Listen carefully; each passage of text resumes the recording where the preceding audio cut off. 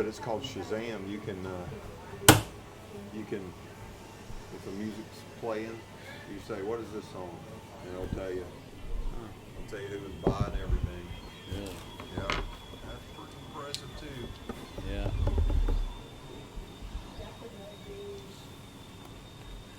I don't know how good it does on humming though, but I'll tell you, I think I've had them identify a song that my girls were playing. Oh yeah. You know, piano tune.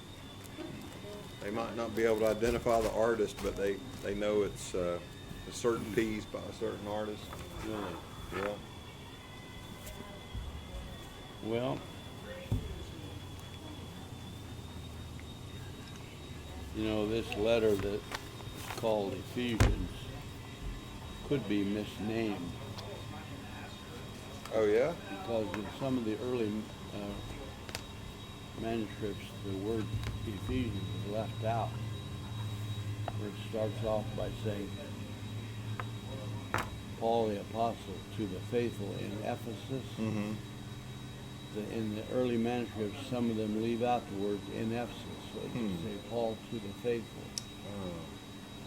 If it was to the people in Ephesus only, that'd be like if you found a letter that's addressed to Mark Delaney, do you have a right to open it and read it? It's not your mail. So if it's just to the people in Ephesus, then what are you doing? You're not in Ephesus. Yeah. You're not an Ephesian. Right. But if it's only to the faithful, then it could be to anybody who's the Lord's people, and it would not only apply to the ones then, but for all time and purpose. Yeah. So that makes it appropriate for us to read it. If it was just written to the Ephesians, then we got no business even reading it. That's a good point. So now I'm not sure. They'd say some of the manuscripts leave it out. They don't all, but you know, they're all copies of earlier writings. So somebody decided it doesn't belong there, or never did belong there. Somebody put it in. We don't know. But if it's true that it's only to the elect or to the faithful all over, then go ahead and read it and learn from it. Mm-hmm. You know? And so we started this week in verses 11 through 13. If you read that, we'll go ahead and get our stuff here.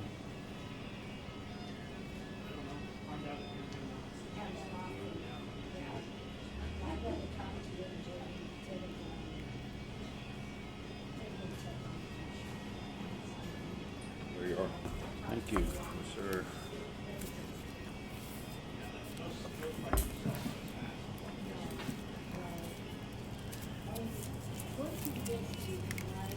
Look at 11 through 13 of chapter 1.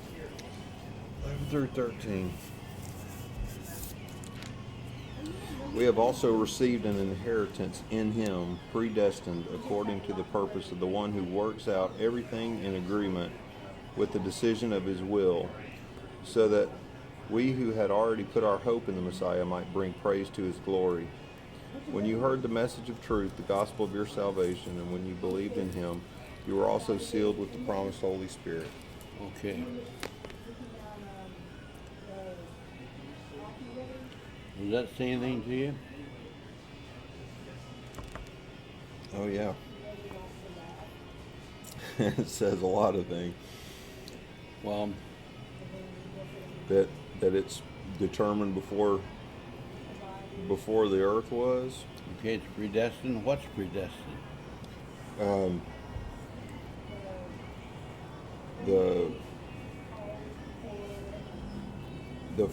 The forming of us into Christ's image. Okay. How did you get that out?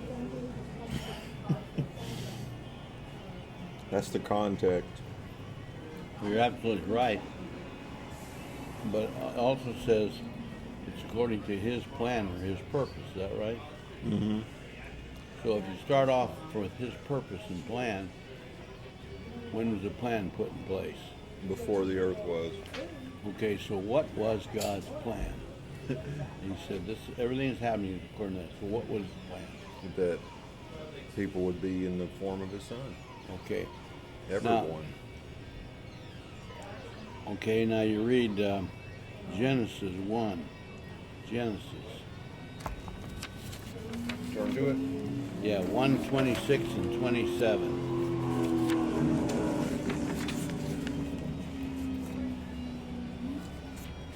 Ooh, that hits the spot. Coldness. 26 and 27. Then God said, let us make man in our image. There you go. According to our likeness. They will rule the fish of the sea, the birds of the sky, the livestock, all the earth, and the creatures that crawl on the earth. So God created man in his own image. He created him in the image of God. He created them male and female. Okay. So he said, let's make man in our image. What's an image? Likeness. Yeah. Or something that looks like something. Yeah, a picture or a replica of it. If somebody says to a child, you're the image of your father. What does that mean? You look just like him. Look just like him. You're not him, but you look just like him. And if I see you, I'm seeing through you, I'm seeing him. So he said, let's make man in our image. So is that part of the plan of God? Mm-hmm. And what would this man do? It says right there what he would do. They would have dominion over the sea and the livestock and the earth and the creatures. So what's he got dominion over? Over the creation. The entire creation. It's a way of describing the whole thing, everything. The living thing, the oceans, the air, the rock, the mountains, everything. So what's the plan of God? We're going to have someone who looks like God and who rules over his creation. Mm-hmm. Okay, what happened? Well, man decided that he wanted to have dominion in his own way, not God's way. All right. So you look at people, do they look like God now? They're created in his image, but what do they look like now? They look like their own people. They're Their ugly, own they're selves. evil. Yeah. And how much rule do they have over the creation? When a shark can bite a guy and kill him, or an alligator and take somebody down, a tornado comes, a tsunami washes places away, earthquakes destroys people. What about having rule over the dominion? If man had rule over the dominion, nothing in the dominion could hurt him, could it? Because he would just outlaw that. Mm-hmm. But what can you do to stop a tornado? No. Is there anything you can do? So who rules who? The creation rules the man, doesn't it? Yeah. If the creation decides, I'm going to kill that guy with a lightning bolt, is there anything you can do to stop it? Lightning hits somebody, they're dead. That's all there is to it. So who's ruling creation? Well, seems like nature's out of control and chaos. Well, if nature was ruled by man as it was planned, now in the Garden of Eden where it was first started, how things work out there? Well, that's where man let go of the Well, to be plan. as it was created, Yeah, and it was fine. who ruled the garden? The man? Then God said, I will put you over the works of the garden. It'll be your job. You run the garden the way you want. So my belief is that the Garden of Eden is not a place on earth, it's the entire creation that's pictured by that. What grew in the Garden of Eden? Everything good. And the tree of knowledge. Everything that was there was good for the man, was it not? Yeah. The Lord said, you can eat anything you want in here. Here's what your food will be. Was there any harm in that garden? Was there any animals that hurt other animals? Were there earthquakes? Were there lightning? Was there tornadoes? Anything like that? Everything in that garden was perfect and beautiful, and the man was in charge of it. So what was the plan of God to begin with? The man would look like God, and he would rule the creation. That's what he said. That's the plan, right? But we look around the world today, it's all upside down, isn't it? In the garden, everything was in perfect order. Everything in the garden was good for everything else. Was there anything, any disease plants in the garden, anything that would harm? Everything in there was good for everything else. The trees were good for the land was good for the trees, the water was good for the plants, and the animals could eat what they needed, and everything was good for everything else. And the man was good for the garden. but he messed it up. What caused it to be messed up? His decision to. Exactly, his choice. Yeah. He chose to disobey the plan of God. So back to Ephesians 1, the apostle said, we've been predestined to something. What? Verses 11 through 13.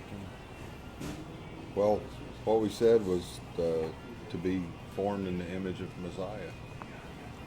We've been predestined to be taken back to what the plan was in the first place, right? Yeah, the original intention. Yes. So, now, predestined, that's a frightening word to a lot of evangelicals, isn't it? They don't know what to do with it. They get all messed up with it. That's right. And they interpret it to mean either God has chosen some people to be saved and other people to be lost. Is there anything even slightly resembles that in that verse? No. Has anyone been predestined to be saved in that verse? Well,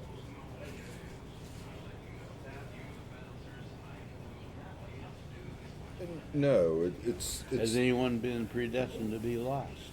no Why did everything go upside down in the first place? choice. Man made it. So if God predestined him, then the man could say, it's your fault, God. You're the one who made this set up. It was never in God's plan to anyone to be lost or anyone to be saved. It was his plan that they would be everything he meant for them to be. They messed that up by their bad choice. So if anyone's lost, is it God's fault? No. Were they predestined to be lost? No. But they chose their own path, And the word, by definition, what does predestined mean? What's the word mean? The destination was determined beforehand. Yeah. The destination, what's the destination? It's like the end of your journey. Where you go. Yeah. If you're on a trip toward a destination, you're not at the destination, but you're on the direct in that way. The destination is where you expect to wind up. Now, if you go buy an airline ticket, they'll say, what is your destination? You tell them, I want to go to this particular place. So, by definition, you are predestinating where you're going. However, is there anything you can do to guarantee that? No. People plan trips and they don't make it. Something happens. The airplane crashes or they get diverted or anything can happen. We do not have the authority and the power to predestinate anything, but God does. So God can predestinate things. The only question is, what does he predestinate?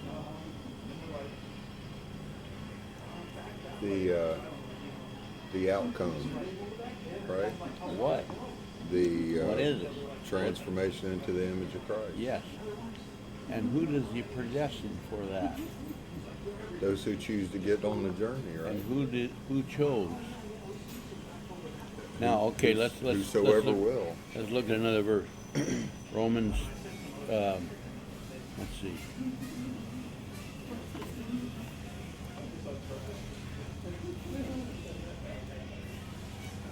What I'm looking for is Romans 6. I think it's 6. No, let's see. The one that says, whom he foreknew, they he chose, that one.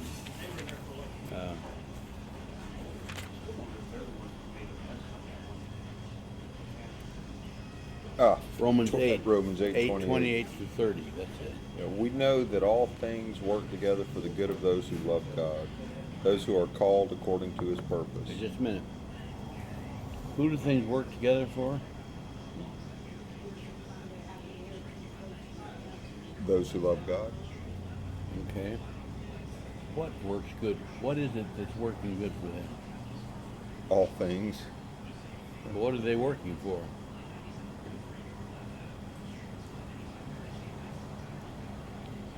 Well, for the good. What is the good? The good is God's purpose. And what's his purpose? We've been talking about it. The conformity of The plan they put together way at the beginning But it got all screwed up by man's choice. Now he is working everything to bring those who love him back to that. Mm-hmm. Okay, go on now. So those who are called according to his purpose. For those he foreknew, he also predestined to be conformed to the image of his Son. Now it said it was for his purpose, wasn't it? Yeah, That's back to the plan, right. which began before the foundation. Before he created anything, he already had a plan in place. Here's how it worked. The choice of man threw a wrench in that work, didn't it? So he says now he's working everything for the good, according to that plan, to bring us back to that plan. And he is, read that some more, he's predestined something. For those who he foreknew, he also predestined to be conformed to the image of his Son. Okay, when it says he foreknew them, what does that mean?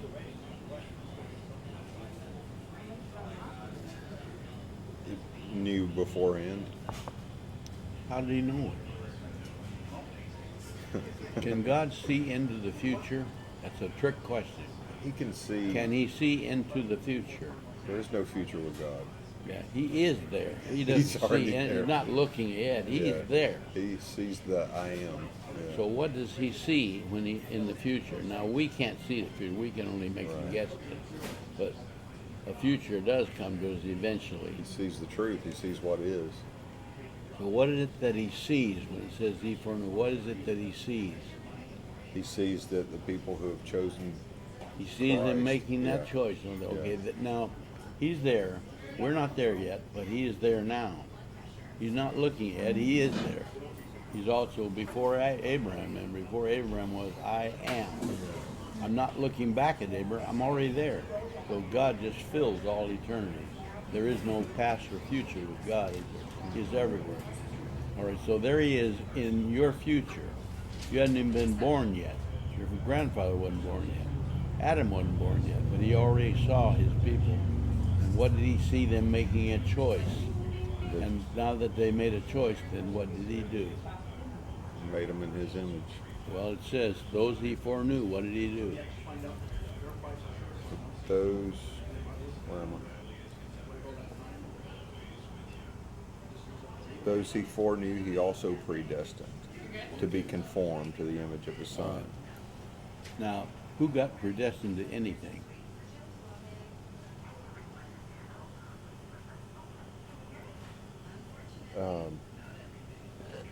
Those he foreknew, And who's that?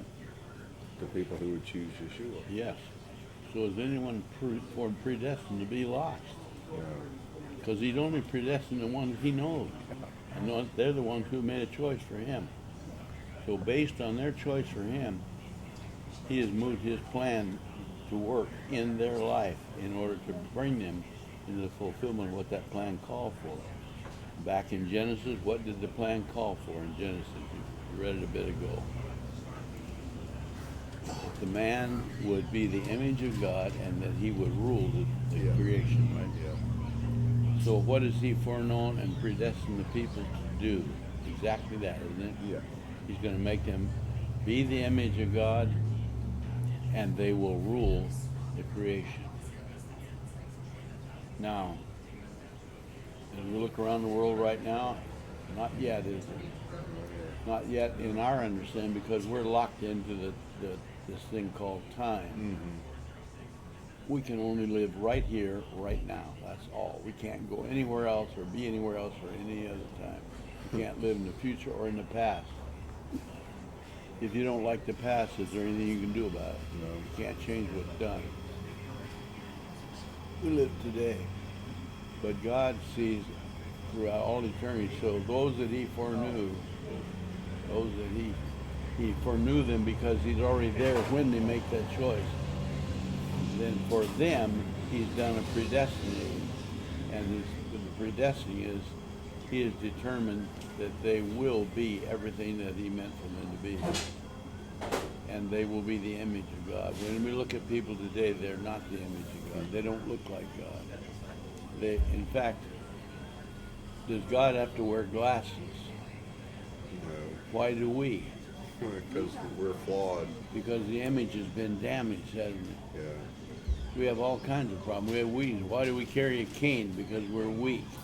Why do we get sick? Because the environment can overcome us. I mean, all kinds of things. Why do you stumble and fall? Because a crack in the sidewalk can make you get hurt. But under the dominion of over the creation, none of that could ever happen, could it? You'd be perfect, you'd look exactly like God, and you would rule the creation. The creation would never cause you anything ever. There'd be no such thing as danger. But that's the plan, isn't it? So let's go on a little bit. You read in Romans 8:28, all things work together for good. For those who are called according to his purpose, for those he foreknew, he also predestined to be conformed to the image of his Son, so that he would be the firstborn among many brothers. All right. So, firstborn among many brothers. He's looking like a family, isn't he? Yeah. Okay, and he's the firstborn, so he'd be the oldest one. Yeah. What do all the brothers look like? Look like the other one. Are they photocopies of him? No, they wouldn't be photocopies. They would be images, though. Yeah. If they were photocopied, you couldn't tell which one was which, so they're not that. They have their own individuality, but everything is conformed to that, so it all fits with them. Is there anything about them that would say, this guy must not be part of the family, because he don't look right. He doesn't look like part of the family. Somehow they'll all be connected, and every one of them will be ruling over the creation. Will there be any argument between them about what should be done about anything? I don't think so. You don't think so? They'll be in. If they're in his image, They'll be in harmony with the will. and they're going to agree with him, and his will is what's predestined. But everything was according to his plan. So if you're predestined to enter into that operation, you're going to be in perfect agreement with the plan. So if one member is in perfect agreement with the plan, so is the other. Are they going to agree with each other? Yes. Can there be any argument or any No. conflict? I mean, can you see how what he's predestined That's people what to do is Christian that unity everything is. will be the way it should be. Yeah. And it's only for those that he foreknew. It does not say anybody is predestined to be saved or that anyone is predestined to be lost. And anyone who thinks that does not understand what he's talking about, because it's quite clear if you look at it, isn't it? But the other thing is, did you read the end of that, didn't you? And those he predestined, he also called. And those he called, he also justified. And those he justified, he also glorified. Okay, what's the last word? Glorified. What does that mean? Shared his Shekinah glory with them. All right? What's glory? Well, We use the word. What does it mean? it's the shininess of God. Okay, or we could call it the radiance. Yeah. So those he glorified, they radiate what?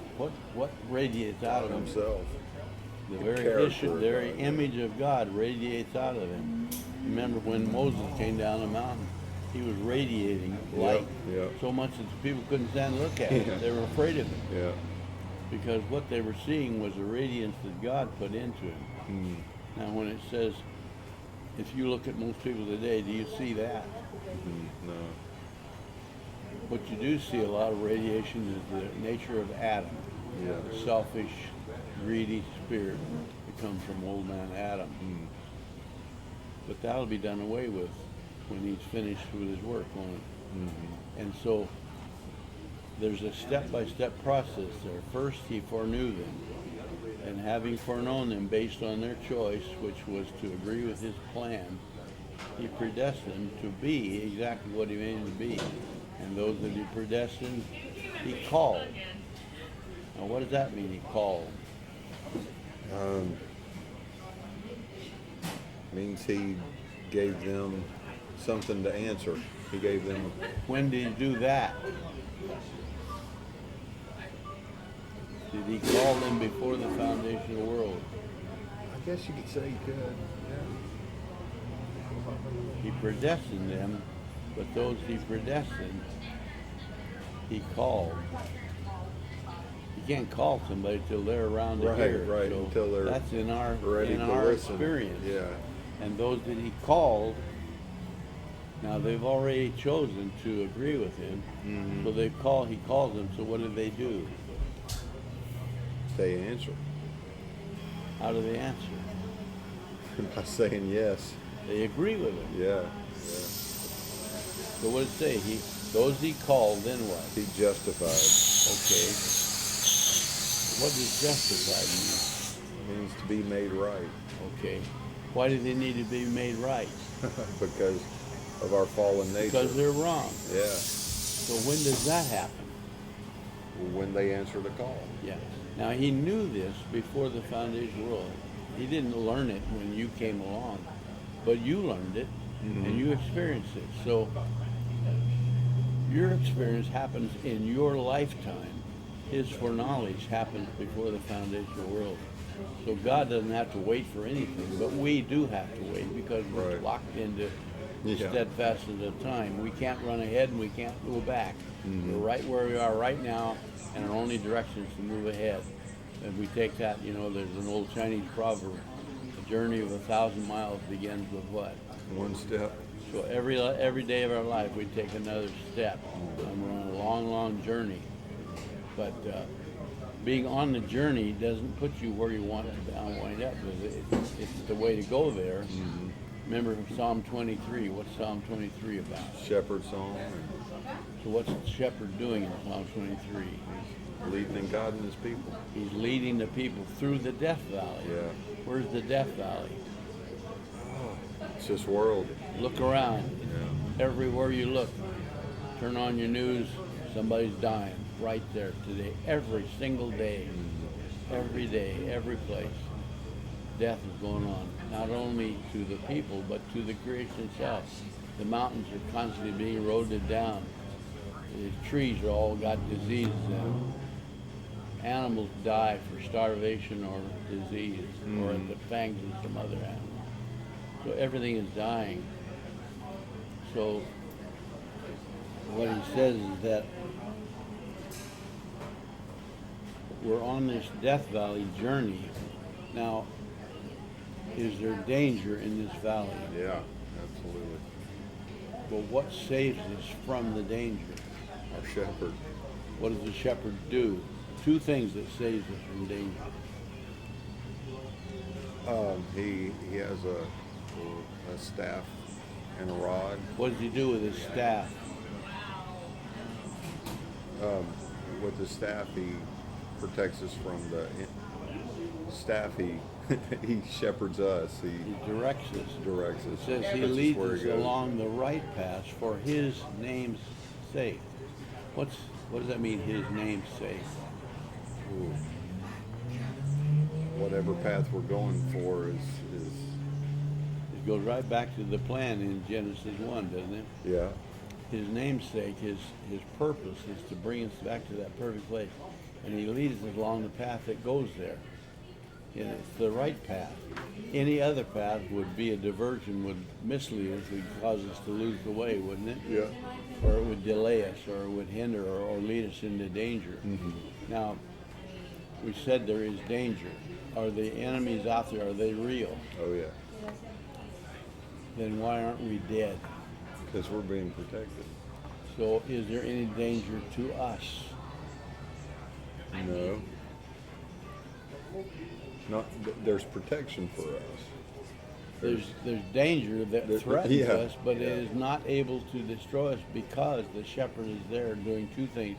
He's guiding us on the right path, and at the same time he's got his rod handy to beat off predators with. Yeah. So the only problem we have in this walk through the death valley is we have a tendency to want to wander off. The Lord says you're to listen to the voice of the shepherd. What if you don't listen? And the shepherd says, "Come this You way." wander off. You'll wander off. Yeah. Why would we want to wander off? We're experimenting with being our own God again, Where'd that come from our nature. from? Which we got from Grandpa Adam.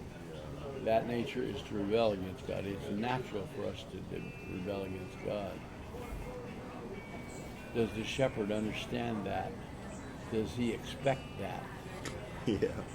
Is he ready for it when it comes? He is. So when we wander off, what does the shepherd do? He goes and gets us. And what if we want to argue and we don't want to come back? He's going after you anyway. Why is he determined to bring us back, and why is he going to bring us back? Because he's faithful. And based on his predestination. And he said, I've already determined where you're going. Yeah. Now, we're in this death valley. We're on a path. We're not at our destination, but we're on the way. Where is it we're going? To be in the house of the Lord forever. Okay. So that's all goes back to the plan, doesn't it? When Adam lived in the Garden of Eden, was he living in the house of the Lord? Yeah. Yes, he was. It doesn't mean a building, a structure, like we think of a house being a building. It's not what it's talking about. The house means to be within the family of God. You know, they say that the house of David. What does that mean? Means his people, his family. His people or his lineage or his family. So it doesn't have anything to do with a structure. It has to do with being in a group, a family that belongs to God. Adam was there, was he not? And he experienced everything there is in that house. Yeah. And the principal thing about it is to be in direct fellowship with God himself and enjoying his teaching and learning and everything else about it. You know, one of the things in 23 says, he anoints my head with oil. What does that mean?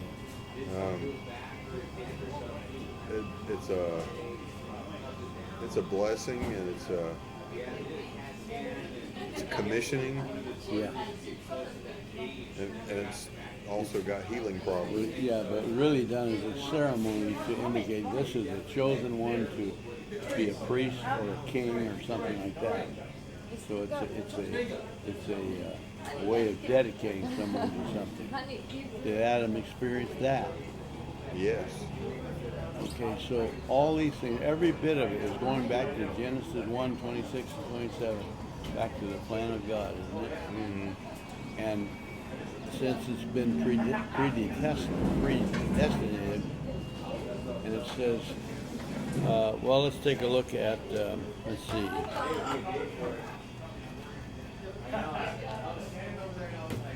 Revelation 22, 3 and 4.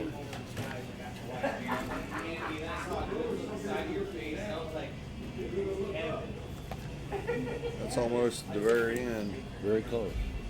22, 3 and 4. And there will no longer be any curse. The throne of God and the Lamb will be in the city, and his slaves will serve him. They will see his face, and his name will be put on their foreheads. Okay. If he puts his name on their forehead, what does that mean? He belongs to them. You put your name on, you put your name on here somehow or other, that would say to anybody, this belongs to you. It's a claim of ownership, is it not? And what else? What is their experience? Those who have that name. No longer be under a curse. What's the See curse? his face. What's the curse? Of going their own way. Well, when did you read about a curse? When did that happen? When man chose to go his own way. Yes. So what's a curse? It's a result of bad decisions. What does a curse accomplish? What does it do? It shows distinction between the good choice and the bad choice, doesn't it? Well, it does, but it does something particular. It condemns someone. Yeah. Now, was Adam put under a curse? Yes. Then he can never be saved because he's condemned. There's no hope for him. Well, there's hope for him because God Then gave he him was a not covering. put under a curse. It doesn't say he put him. It said he cursed the land. It was the creation that fell under the curse. Okay. And since the creation is inanimate, it's not. Did the creation choose to disobey God? Why is the creation under a curse? Because of man's choice. Man made a bad choice, and through the whole creation. So the creation is under the curse. But it's not condemned because it didn't ever make a bad choice. The man did. But man's not under the curse either, because if he was under the curse, there would be no hope. It's true. So a curse condemns someone. Now the creation itself is not condemned, but it's under shall we say, the effect of condemnation. You look at all creation, everything in creation is deteriorating, isn't it? Mm-hmm. That goes, in fact, direct opposite of the evolution concept, doesn't it? What does evolution say? Everything's getting better. Everything's getting better. But it's not true. Everything's going down. Everything's deteriorating. The trees will all die. The mountains will all erode. The animals will all die. Very few animals die of old age. All die suffering, either starvation, disease, or being mauled by some other animal. Yeah. And so the creation itself is suffering, but they will be redeemed. It says, we read where it says that the day will come when they will be released from the bondage to futility. You know, what does every animal, every wild animal spend all their life doing? Trying to survive. Trying to survive. To keep from dying of starvation, to protect themselves from predators, disease, or other animals, or something. But how they end up anyway? Dead. What does the word futility mean? It means you do something without hope of getting the result you're I'm saying, going what's the for. use? No matter how hard you Right. try, you fail anyway. No matter how much effort the animals put into their survival, they cannot survive because the creation has been cursed. It's under that death dominion. But it says that they will be released from that bondage. And the day will come when the trees will clap their hands. That's a strange way. Trees don't have hands. Yeah. What does it mean, trees will clap their hands? It means they'll rejoice.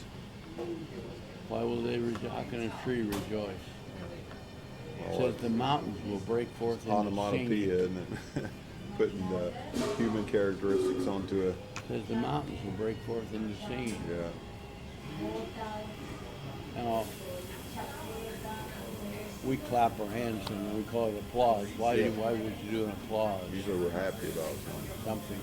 You're expressing satisfaction and joy over something. Yeah. I was mentioning one time to some guy, we were visiting, and I said, we got talking something about the woods. He said, they're all going to burn up one day. I said, oh yeah? Where do you get that? Well, it clearly says in the Bible that the earth will be destroyed by fire. When will that happen? People say it's the last days. So the trees are applauding the day they're going to be burned. Is that right? They wouldn't want to do that, would they? The mountains are going to sing for joy because they're about to be destroyed. Does that make any sense? They either don't know what's going on or they're stupid. If they only knew they're about to be burned up and sent off into the smoke, Right. they wouldn't be rejoicing. Right. Why are they rejoicing? Because of redemption. Because the King of Redemption is returned to them. Yeah. And they're released from that bondage. The trees will no longer be dying, the mountains will no longer be eroding, and the lightning will not destroy, and the tornadoes will not come. Yeah. Animals won't hurt each other. It says the wolf would lie down next to the lamb. If a wolf lies down next to the lamb today, what happens? The lamb's getting consumed. The lamb becomes wolf food, doesn't it? Yeah. Can you imagine a wolf lying down with a lamb? A lion, who would normally kill any other animal, will eat straw. Do lions eat straw? They wouldn't even think of it, but they will, because they said they'll eat straw like an ox. When an ox eats straw, is he harming the plants? No, he's just consuming them. Yeah, and they grow back, and you can't hurt them. So that flies in the face of the concept of it being destroyed, doesn't it? Yeah. But destroyed doesn't always mean it brings it to an end. It means that what the curse is destroyed, the curse of death that's on the creation will be destroyed. And fire, you know, it says that fire, everything's a parable. What's fire a parable of? Cleansing, purification. Yeah. Or even just the term judgment. Yeah, judgment. Judgment, you put everything back in proper order, you know. When you burn anything, all you're doing is reducing it back to its basic elements. Yeah. Aren't you? Yeah. You know, carbon. Carbon. You can't destroy carbon. You know that you can't destroy an element. You cannot destroy an element. Can you destroy gold? No, you can melt it down. You can grind it up. You can hammer it flat. Yeah. But you can you change it from being gold? No. You can't destroy iron. You can't destroy copper. You can't destroy any element. Elements are what the basic things are made of. But you can. Everything else we see is made of a combination of elements, isn't it? But if you reduce everything back to its basic elements, then it no longer looks like what you think it does. You know, this table is made of elements, isn't it? If this is all reduced back to its basic elements, it wouldn't look like a table anymore, would it? Right. So the fire will change everything from what we see now back to what God meant for it to be, and that's where it'll be. So if we can get that concept that this predestined business doesn't have anything to do with God choosing whether somebody's going to be saved or not. If that were the case, if he chose this guy will be saved, that guy will be lost, what could anyone do about it? So if this guy's saved, whose fault is it? God's fault. If this guy's condemned, whose fault? God's fault. Don't blame me, you're the one who set it up. That's what Adam tried to throw at God. You're the one who caused all this problem. You can't go that. That's not the answer, see. So God doesn't make any, it's our choices that do it. Yeah, you look at John chapter 1, verse 9 through 13. John 1, 9 through 13. What's a little bitty shake, isn't it? Yeah, it is. You need to be bigger. That's a small one. Actually, I got the medium one. Should have got the big kind. Yeah. Maybe we'll get another one. Let's get another. All right. John 1. Yeah, only I want vanilla. You want vanilla? Yeah. John 1 at verse 9 through 13. John 1, 9 through 13. The true light who gives light to everyone was coming into the world. He was in the world, and the world was created through him, yet the world did not recognize him. He came to his own, and his own people did not receive him. But to all who did receive him, he gave them the right to be children of God. Okay. He came to who? To the world. To the world. For what? Why did he come? To be light to the world. Being light to the world, what would that accomplish? Get people out of darkness. Well, what does getting out of darkness do for you?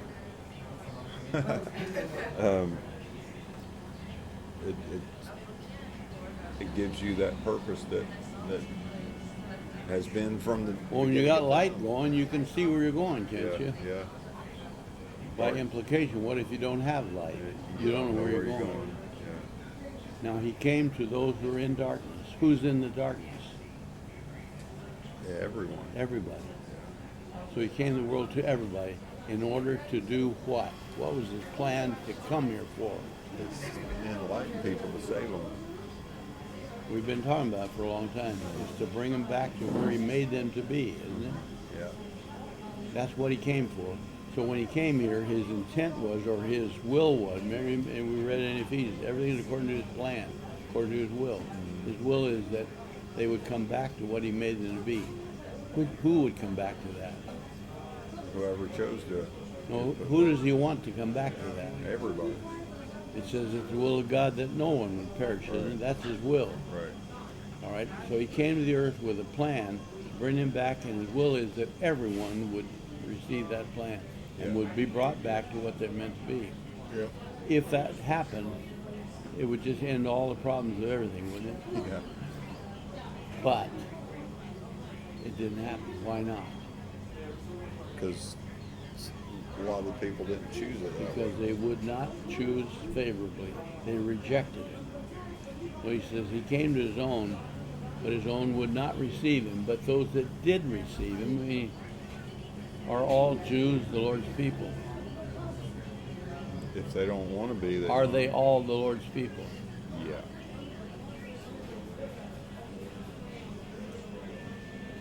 When Paul wrote, "I'm writing to the faithful, the faithful people of the Lord," who's he writing to? The faithful people of the Lord. Are all Jews the faithful? No. Are all Gentiles the No. faithful? But some are. Some are. The And Apostle Paul said, "I myself am a Jew," and all the apostles were Jews. The prophets were Jews, were they not? And the measure is faithfulness, not Yes. your nationality. And the Gentiles, most of them are not Lord's people, but some are. So he says he came to them, and what made the difference where they are and where they aren't? To those who believe in his name. It's their choice, isn't it? Mm-hmm. We keep hammering on that because the only reason why God's plan did not go through is because God submitted his plan in subjection to your choice. It's hard to believe that God would make anything of his subject to people, but he did that. He gave us a choice. Why would he give us that choice? Did he know that some would not choose him? You mean to say he went ahead on the basis knowing that something isn't going to work? Well, but it's that. Sorry. It's just that dilemma that if he made the choices for everybody, nobody else would have the choice anymore. Yeah. And if he predetermined without using choice, then it's the predestination like the denominations. and if that were true, then God would be totally responsible for everything that went wrong as well as what goes right. Yeah. So Adam would be right. It's your fault that this happened. Right. Don't blame me. Right. But God can't go for that. And so he gives us choice. The other thing about it is, a relationship that's based on something that cannot be changed is not much of a relationship. Can you force someone to love somebody? No. Can you command them to love and they have to do it? Well, you can try, but it's not going to work. Did the Lord command people to love? Yes. It says, "You shall love the Lord your God and you shall love your neighbor yourself." That's your command. Do you have to do it? Well, yeah. Then everybody does it, right? No, Because everybody they have doesn't to. do it. No. What's the answer? Do you have to do it? Then no, No, you don't. because you have a choice. It's your choice. Yeah. So here's the command means this is what is the right way. This is what you need to do. But you don't have to do it. If you don't want to do it, then don't do it. If you're not going to do it, you're going to be suffering a penalty. Yeah. But you're not predestined to not do it. The only thing that's been predestined is that those who have made the right choice are going to move on. Mm-hmm. Remember when Yeshua was about 12 years old, Mary and Joseph went to Jerusalem for the Passover. And while they were there, it was an 8-day ceremony. They got ready to go home, and there's a big crowd of people. Where's home? Say what? Where is home for Joseph and Mary? Bethlehem? No, Nazareth. Nazareth, about 50-some miles north of Jerusalem. Yeah. So it's at least a 4-day hike up there. They walked out there for one day, and there's a big crowd of them. Now comes nighttime, it's time to camp for the night. They can't find Yeshua. He's 12 years old. They thought he was with some of the other people in the crowd, but they couldn't find him. Right. Nobody knew where he went. So now they've already traveled out for one day. Now they travel back to Jerusalem. That's 2 days, and they searched around Jerusalem for another day. So 3 days they were looking for him. What happens in 3 days? Something dies. Yeah, what died during the 3 days? The child of Yeshua. Huh?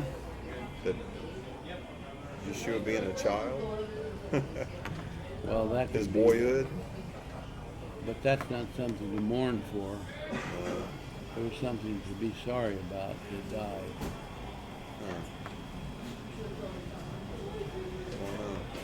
about their hope. They were hoping to find him. They searched him for 3 days. The hope was dying. You know, you take a young child out in a big city and turn him loose, what's likely to happen? Something bad is going to happen to him. Almost for sure. Yeah. They finally found him at the temple.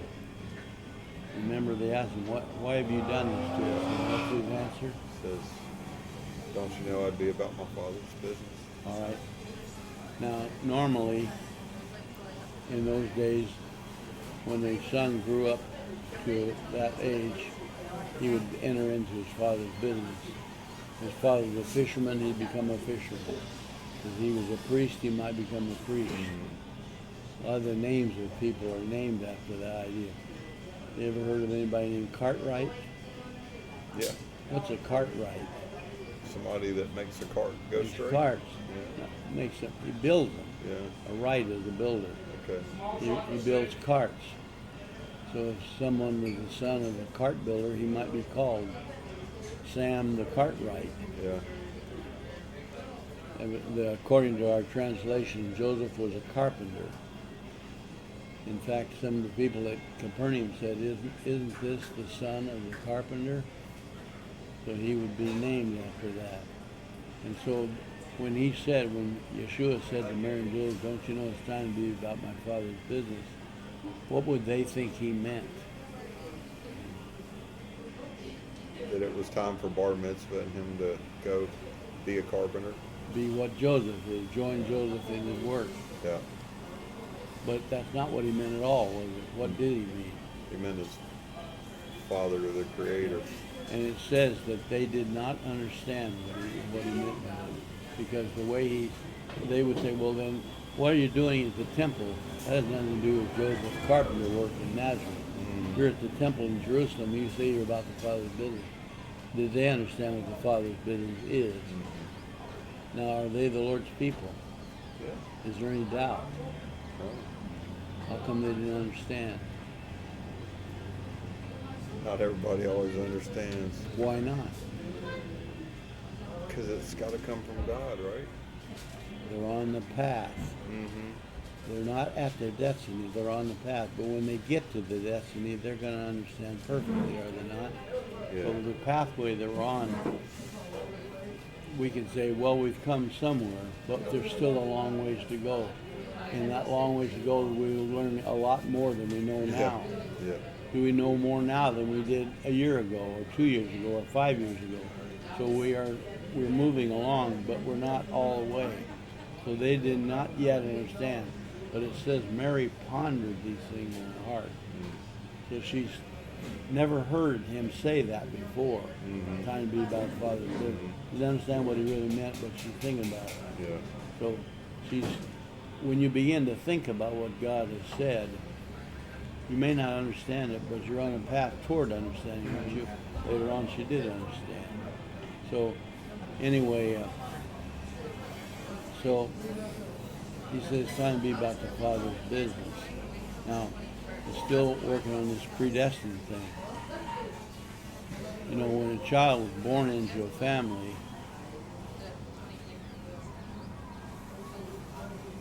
he's just born. He's just a brand new child.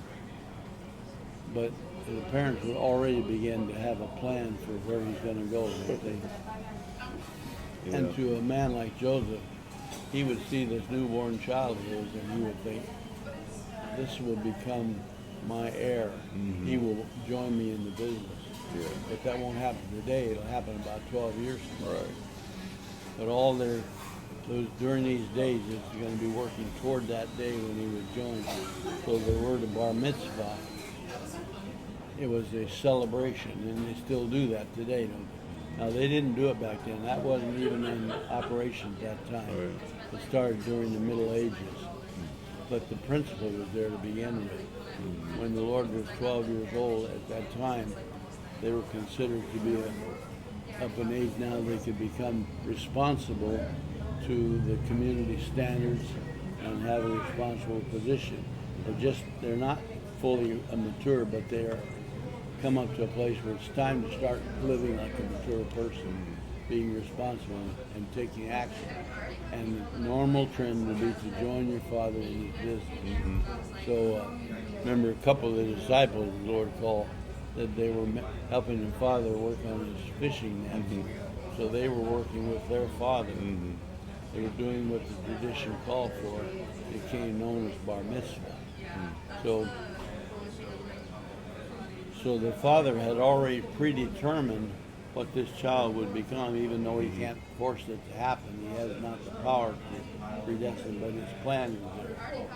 So when Yeshua went to the temple, why is he doing that? Why is he at the temple? Because he's wanting to follow his daddy's way. Yeah. Well, he came here based on the will of the Father, did it not? It says in Hebrews, I think it's chapter 10, it says, in the volume of the book it's written, I have come to do your will. So we want to know what the will of God. You go back to Genesis 1, 27, 26, 27. That's the will of God, was to restore man to that position. And I've come to make that happen. And so everything will be based on what God's plan is, but the plan will operate based on what their choices are.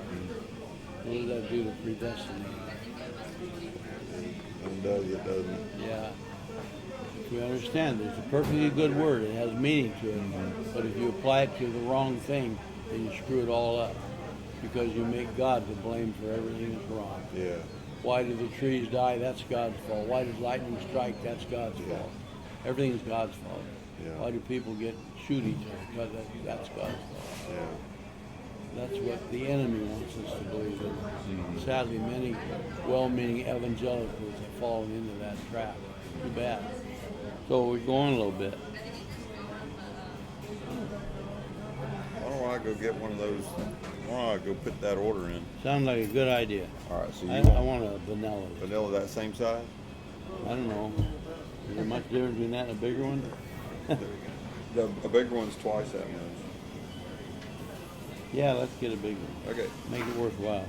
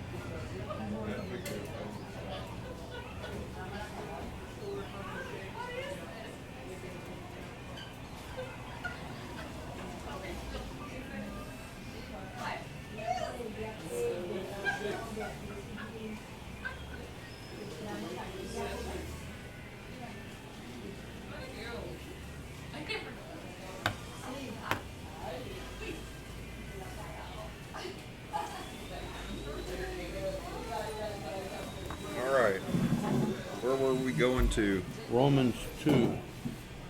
Romans 2, 9 through 11.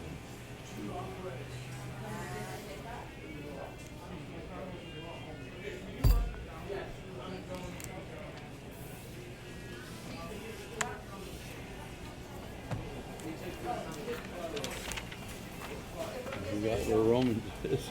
yeah, just, You get to Acts, you're not far from it. yeah. Romans 2. 9 through 11.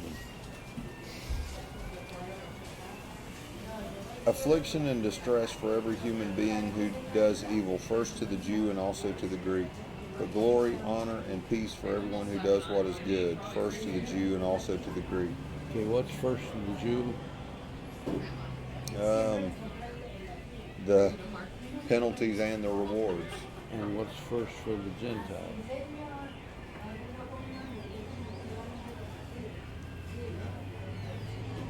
He's just kind of secondary.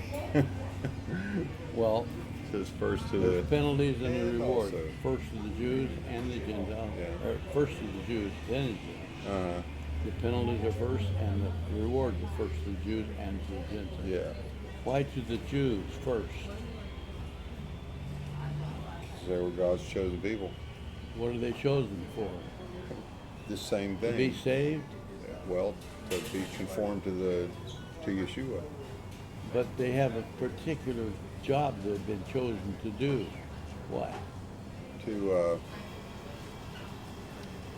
carry the Messiah into the world. Yeah, their job is to take the truth that God gives them and relay it to the world. Mm-hmm. So really their purpose is not only for the salvation is for them first, but it's also for the Gentile. So in Ephesians 1, when the apostle wrote, things happen to us and also to you. Mm-hmm. Who is us? In Ephesians 1, he says, things come for us. Who is us? Was he talking about the apostles, or was he talking about the people who were writing the book? Or was he? We're the first. The first came to us Jews. Yeah. Okay. And when he says to you, who is he talking about? Talking about The Gentiles. the Gentiles. Yeah. They were the Ephesians. They were not Jews. They were Greeks or Turkish or Right. something. There were a lot of Jews there, but when he says us and you, it's us Jews and you Gentiles. But he says very clearly, whatever God had planned was first for us, but it's also for you. And whatever penalties there are, they're first for us and they're also for you. So the result of everything, and everything is based on your choices. It was based on our choice and on your choice. So he makes that very clear to this. That people, you know, that throws away any idea that you can blame God for anything, can you? And it even, you know, I hear this all the time. Well, don't worry, God's in control. Mm-hmm. Well, God's in control, and now everything's all fouled up. God's not very good at controlling anything. He doesn't know how to control. He can't be in control because everything's out of control. Yeah. Makes no sense. I don't use that very often. The creation belongs to God, and we could say he is in control in that he will determine the outcome of it. But we can't say everything is the way he wants it to be, because if it were, it wouldn't be like this. Right. Because his plan called for everything to be perfect in order. It's out of order. Right. So I'm a little careful of that use of that word, that God's in control. But remember this, when the shepherd psalm, here's the shepherd leading his sheep through the dark valley. Some of them run away. He said, well, the shepherd's in control, so if they're running, it's the shepherd's fault. Yeah. Does the shepherd want them to run away? No. He wants them to stay put, but they do. So what does he do when they run away? Goes after them. So you could say, yes, in some way he is in control, because he can undo the damage that's been done, but he doesn't stop the damage from happening. So his control is somewhat relinquished to choices, isn't it? Mm-hmm. If he was absolutely in control, could any sheep ever run away? No. they couldn't take one step off the path if he was in total control, because he would not allow that. Right. But he does allow that. It's not because he wants it to happen, but because it forces them to realize that their hope is in him. And part of it is to allow them to get into trouble for their learning. You know, the Apostle James wrote, "Rejoice when you fall into various testings and trials." Not that God wants trials, that it's good, but that there's a purpose for the trials, so that make you strong, make you understand more about what salvation is. If there were never any trials or any problems, we'd never know what we've been saved from, would we? So, you know, there is a reason for them, but it's kind of loose to say that God's in control of everything. So, take a look at 2 Corinthians 1, 21 and 22. Oh, did you read 9 and 11? I did. I think I left off 11 though. Yeah, read 11. We need that one too. So it's actually 9, 10, and 11. All right. Left off at 11 for Romans 2. Romans 2. I was in Romans 9. Romans 2, 9, 10, 11. 2:11. There is no favoritism of God. That's 11. We'll read verse 10. 9, 10, 11. But glory and honor and peace for everyone who does what is good, first to the Jew and also to the Greek. There is no favoritism of God. Okay. So that makes sure we understand that whatever happens, the Jews, they bear the first, they were the first to get it. Nobody ever heard of God until some apostle wrote it, or some prophet. I mean, Job is considered to be the oldest of the prophets, but even then, he goes way back long before Moses, Job wrote. And so we read a picture of who the Lord is. So everything was first to the Jews, and then they hand it to the Gentiles. But once they hand the news to the Gentiles, then the Gentiles come under the same responsibility as the Jews have, don't they? So it just goes on. So now you're at 2 Corinthians 1. 2 Corinthians 1. Yeah, 2 Corinthians 1, 21 and 22. 21 and 22. Now it is God who strengthens us with you in Christ and has anointed us. He has also sealed us and given us the Spirit as a down payment in our hearts. Okay. Seal. Now, seal, we use that word more than one way. If you seal a package, you're gluing it shut, Right. But a seal can represent an official mark. You know, when Yeshua was put in a tomb, the Romans sealed the tomb. I've read where some people think they actually plastered it shut so it could never be opened. That's not what it meant. They put a Roman government seal on it, which really said no trespassing under the authority of Rome. That's what a seal is. You know, you take a police car, there's a emblem on the side of the door. What is that emblem? That's the police seal. Yeah, a badge is a seal. You know, the policeman has two things. He has a badge and he has a gun. The gun is his power, but the seal is the authority to use that. If he uses the gun without the badge, he can become a murderer. But if he uses the seal without the gun, he has no power. He needs them both. The seal represents the authority. So when God seals his people, what is he doing? He's putting his authority on them. That's right. He's marked them. They belong to him and they're under his authority. Now, in Revelation, you read Revelation 21. Read Revelation 22, 3 and 4. 22 of Revelation.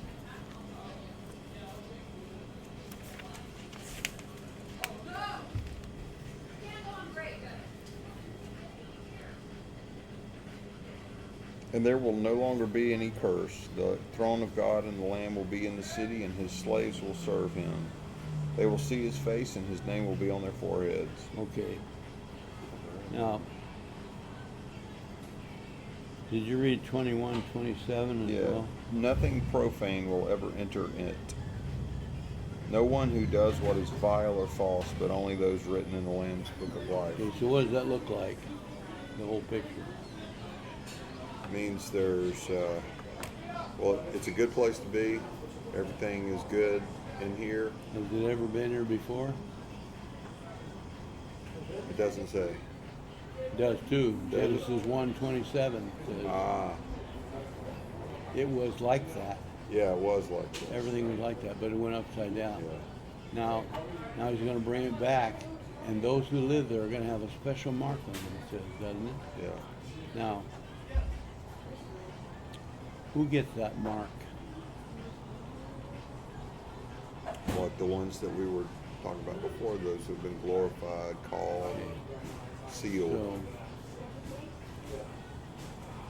God has put his seal on people, but it's not visible right now physically, is it? When you see some people, can you look and see anybody? Oh, I know that guy there is one of God's people. Put there and see the mark. No, not. Does the enemy see the seal? Does the enemy see it? Does Satan see it? I don't know. Does he? I'm certain that he does. Yeah, why? Because he attacks those who have it. Ah, If he couldn't see it, he wouldn't know who to attack. yeah. But he only attacks those who have the seal. He doesn't care about the other. They already are under his dominion. But he goes after those who are destined to be those people that God has made them to be. Mm. Why does he want to attack them?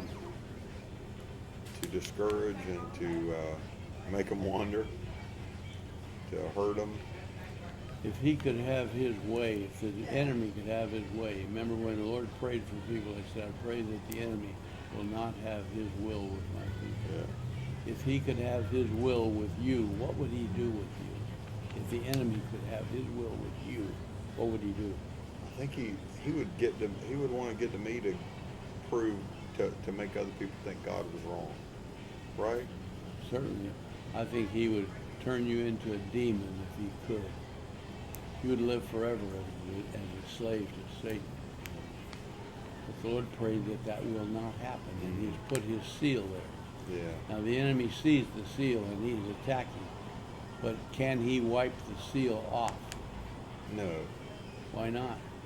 because it was put on there by God as Yes. indelible. In real estate, they have a term called earnest money. What does that mean?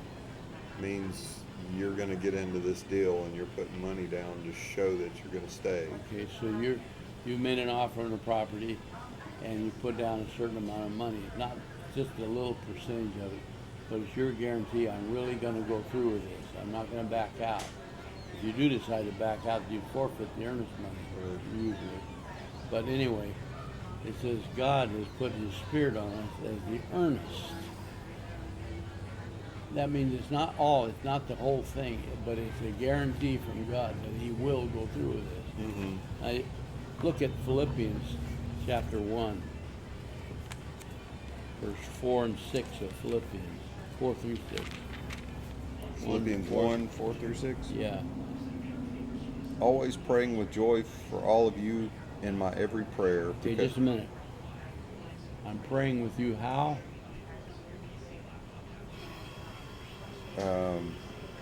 With joy. Why would I pray for someone with joy? Because he loves them. What if they're sick and they please pray for us, we're sick. Okay, I'll pray for her and I'll be joyful. You know that's their remedy. That's what's going to make them feel better.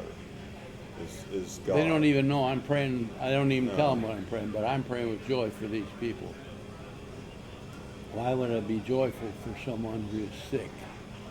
Because you know that God is their strength. Okay, go on. Their Read the rest healer. of that. I'm praying for you with joy. Because of your partnership in the gospel from the first day until now. I'm sure of this, that he who started the good work in you will carry it on to completion for the day, Okay. till the day of Jesus Christ. I'm praying for you from what he has started. What did you say? What he started? He started a good work in you. Okay, if he started a work, what does that tell you? It means you're one of his people. He started it. Yeah, it means it's not finished. It's not yet. finished yet. Right. But what's going on? He's already started. It's not finished. He's working on finishing it. And I'm joyful. Yeah. Why am I joyful? Because that's the best outcome. Because he is going to finish it. Yeah. Didn't he say in verse 7? It is right Or for 6, me. 6, verse 6. I am sure of this, that he who started a good work in you will carry it on to completion. Until That's the day why of I'm Christ joyful. Jesus. Yeah. Right now, the work's not done. You're still sick. You got your problem. But I'm praying joyfully, not because I'm glad that you're having a problem, but I'm glad that he is going to finish the work. Yeah. Now, why do I know he's going to finish it? How do I know that? Because he's faithful. Because he's put down the earnest. Yeah. The earnest is Yeah. his guarantee that he will do it. Yeah. Now, if he says, I will do this, is there anything that could stop that? No. Where does it say where it says, I'm convinced neither height and depth, things past and things present, this thing, that thing, or anything else Anything else could do what? could keep you from the love of God. And what's the love of God doing? It's finishing this work in you. It's bringing you back to that perfect place he expects you to be. And that will happen. It has to happen. Take a look at 1 John. 1 John 3, verse 2 and 3. John 3, 2 and 3. Dear friends, we are God's children now, and what we will be has not yet been revealed. Okay, just a minute. You see two words there. Yeah. Now, Now and will be. Yeah. Now is today, isn't it? Yeah. Will be is farther up the line. Yeah. Go on. Dear friends, we are God's children now, and what we will be has not yet been revealed. We know that when he appears, we will be like him because we will see him as he is. Okay. What we will be has not yet been known. But we're going to be like him, it says, doesn't it? Yeah. Now, what did he say way back in the beginning in Genesis? That they were going to be in his image. His image. Right now, we don't see it. It don't look like it. We don't even know what it'll be. What do you think it'll look like when you are in his image? It'll be. You don't know. No, we don't know. Because we don't. What does God look like? We don't know. But he doesn't look like what we see nowadays. Right. He says, now we see this. We don't know what we will be, but we do know this. When we see him, we will be like him. Yeah. We know that. How do we know that? Because that's he's got a seal. Because he put the seal, his earnest is there. Yeah. And is there any possibility that might not happen? No. Because he guarantees it. God is the only individual in all the world that can guarantee anything. Mm-hmm. You know, you buy a product and it says it's guaranteed. What does that mean? Means the company puts their seal on it. They stand behind it. But it'll break anyway. And you take it back to them and they say, well, sorry, our guarantee doesn't cover that. You misused it or something. Yeah. Or it only covers replacement of this little part, but we can't replace the whole thing. Right. So what good is their guarantee? Not good. People cannot guarantee anything. You say, I'll meet you. I guarantee I'll meet you. Well, what if something happens? I can't get there. I love the word I tried. Big deal. Does God ever say, I tried to do something? God says, I'm going to do it, and that means I am going to do it, and nothing can ever stop that. You know, when the apostle said, I was confronted by a messenger from Satan, and I prayed 3 times that the Lord would take that message away. Now, the apostle suffered a lot. He was left for dead after being stoned more than once. He was shipwrecked. He was adrift at sea for a day and night, beaten half to death, chained to a jail wall in misery and agony. Never complained about any of that. Not one time did he ever ask anyone to pray about that. The only thing he ever asked people to pray for is that I'd be able to teach the gospel like God wanted me to. Why didn't he complain about all those failings? Because he knew that God was still guaranteed. Yeah. All right, so here come a messenger to him. And what does a messenger do? Gives a message from the guy who's. He just brings you some word. The messenger himself is not important. It's what the message says. That's what. Yeah. So here comes a messenger. Where'd the messenger come from? It's Satan. What would Satan send a message to Paul about? To hurt him, to dismantle his trust in God. He's already put him through so much misery. I'd never have to deal with things he did. Yeah. Being left for dead, being stoned, beaten to half to death, chained to a wall, in prison, and everything else. I read someplace where some character thought the apostle said the message was that he had bad eyesight. Yeah. That's the biggest bunch of nonsense. Why do you wear glasses? Because you got bad eyesight. You're right. If the apostle complained about that, then he owes you an apology. Yeah. Well, what's the one thing that could come to him that he could not live with? I can't take this. This is too Being much. separated from God. I'd be separated. Yeah. The messenger said, a man like you can never expect to be in God's presence. You're condemned. But he said, okay, I'm convinced.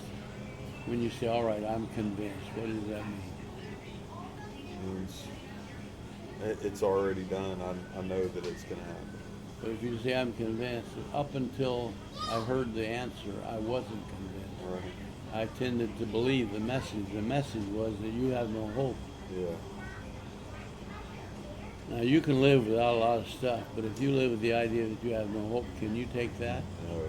You can't live with that. So he screams out, please take this away from me.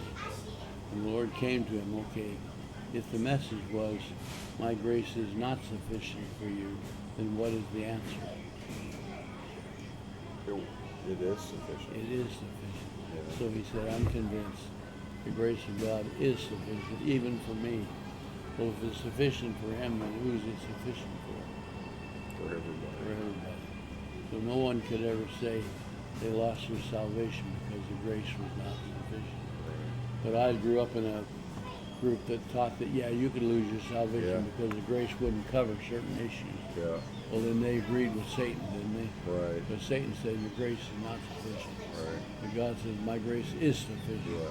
How sufficient is it? It's sufficient for everything. The word is infinite, isn't it? So if we can understand that, it just takes away all the power that the enemy has. You look at. I'm going to check on those shakes real quick. Okay, yeah, all right. Looks like it's taking a while.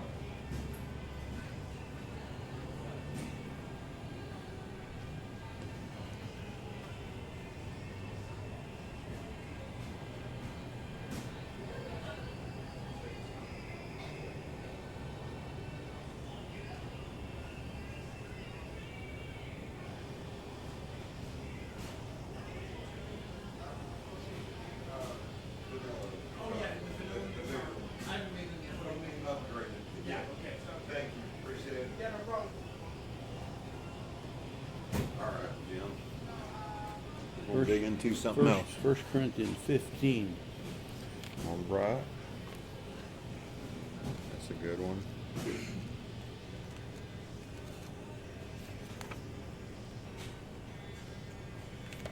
Corinthians 15. Verse 46 through 49. 46 or 49. However, the spiritual is not first, but the natural, then the spiritual. The first man was from the earth, made of dust. Okay, who is that? Adam. That's Adam. And he was the natural man, right? Right. What does natural mean anyway? Means just as it came. Yeah, the way you're created. Yeah. Nature. Okay. So the first man was Adam. Now what about him? The second man, and he's made out of dust. The second man is from heaven. Who's that? That's Yeshua. Yeshua is the second man. In Like fact, he's sometimes referred to as the last Adam. Yeah. Or the second Adam. Okay, go ahead. Like the man made of dust, so are those who are made out of dust, like Okay. the heavenly man. All right, so like the man of dust, what does the man of dust do? Just what comes naturally, Well, what does he do? What does Adam do? whatever he wants. What does he do? What specifically? What? He does his will. He rebels against God. Yeah, yeah. That's it. He does that naturally. Yeah. So he says, what the man of dust does, then what? Like the man made of dust, so are those who are made of dust. All right, so who's those who are made of dust? Everybody. Everybody else. So Everybody else. all his followers, all of Adam's descendants, do what he did. Yeah. He rebels against God. So what does the world do? Rebel against God. Okay, so go on. So are those, like the man made out of dust, so are those who are made of dust. Like the heavenly man, so are those who are heavenly. Okay, so Adam was the man of dust, and all his descendants do what he does. Mm-hmm. So the heavenly man is Yeshua, and all his descendants do what? What Yeshua does. Why? Because they have a new nature. They have his nature, Yeah. don't they? Yeah. So, now we're kicking around this thought of this word adoption. Yeah. Your old friend that used to teach over there at the used to be church, what was his name? Yeah. Kevin. Kevin, yeah. He just loved that word adoption. Yeah. I know another guy that, anyway, when you have adoption, in our common use, the way we use the word these days, what does the word adoption mean? Means means a group of parents take somebody else's child and raise it. Okay, it's a legal situation. Yeah, isn't it? yeah. All right, so here you have a homeless Korean child and you decide to adopt him. You go through a legal process. Okay, Go through that process. Yeah. And it makes it okay. a legal thing. Yeah.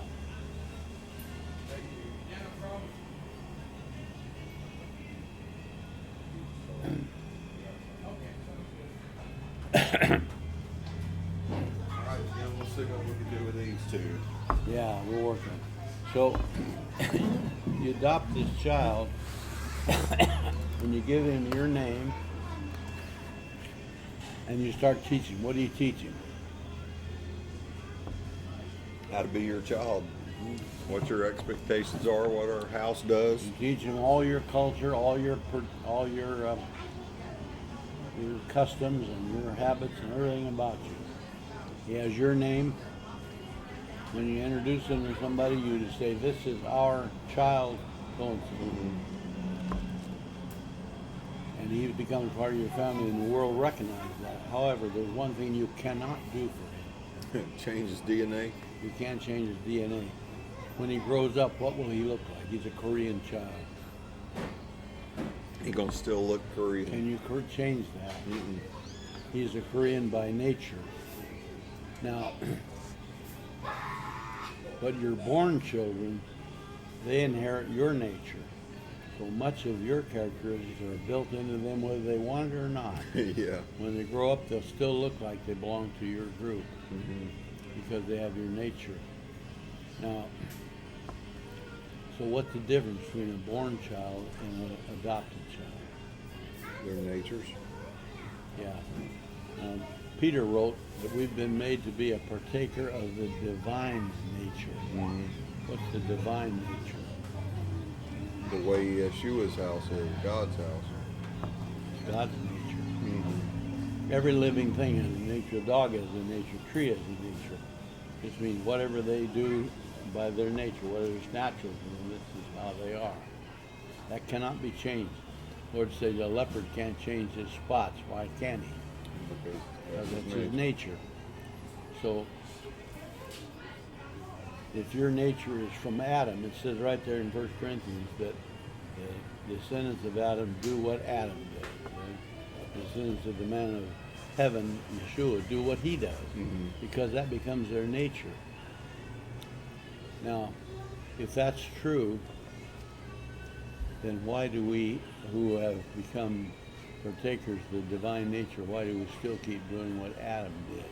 We still have that old nature. Because we have two natures now. We've got the nature of Adam as well as the divine nature. However, the nature of Adam is temporary.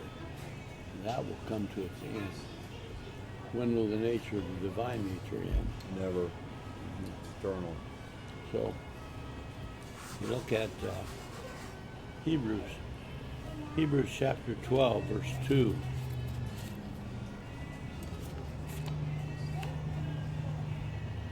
Hebrews 12:2.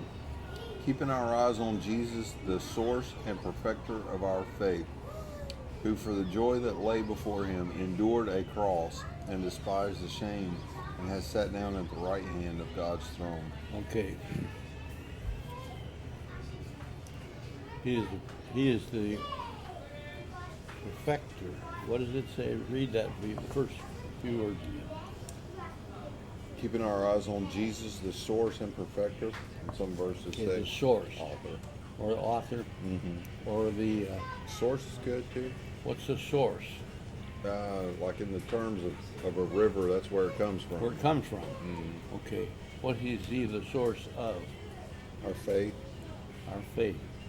And he is the perfecter of it. What does perfect mean? The one who makes it right, makes it good. Why did he need to make it Completes perfect? it. Why did he make it perfect? Well, because it's a conversion, not a new build. Well, you used the word complete. Why does he need to complete something?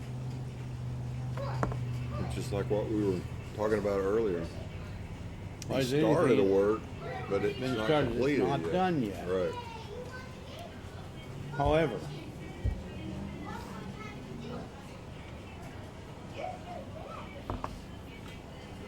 it says when he's resurrected, he returned to the Father. And what did he do when he got to the Father? He sat down at his right hand. Sat down. If you're doing a job and you're working at it, when do you get to sit down? When it's done, When it's done. What was his last words at the cross? it is done. It is finished. Time to sit down. Now, if it's already done, then what's there need to be completed? Probably goes back to that time thing. You're right on. Yeah. We're going through a step-by-step Yeah. process. The work has been done. Is there anything else he needs to come and do before we can reach the goal? Is there anything else he needs to do? That he needs to do? Yes. Just lead us and guide us. Because the redemptive work is done. He said he's the perfecter of our faith, to make our faith perfect. What does faith mean anyway? Agreeing with God. Do we always agree with God? No. Why not? There's something wrong with our faith. It's not complete, not perfect, is it? Right. It's got its breaks in places where it just doesn't seem to be there. But that's being done. But he's sitting down. Remember, you go clear back to the beginning. The plan began before the foundation of the world. When did he sit down at the right hand of the Father? At which time did he do that? Well, because he's timeless. It could have been at the beginning of the world. Doesn't it say he was slain from the foundation of the world? So when did he die for our atonement? Before time began. And so when did he sit down? Before time began. When did he say it's finished? Before time began. Yeah.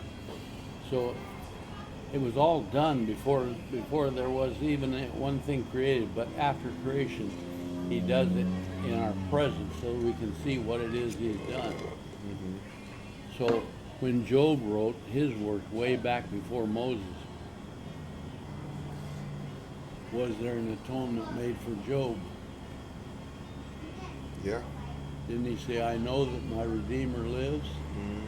Well, Yeshua wasn't going to be born for 3 or 4 more thousand years, so how could Job say, I know that he lives? Filled by the Spirit, I suppose.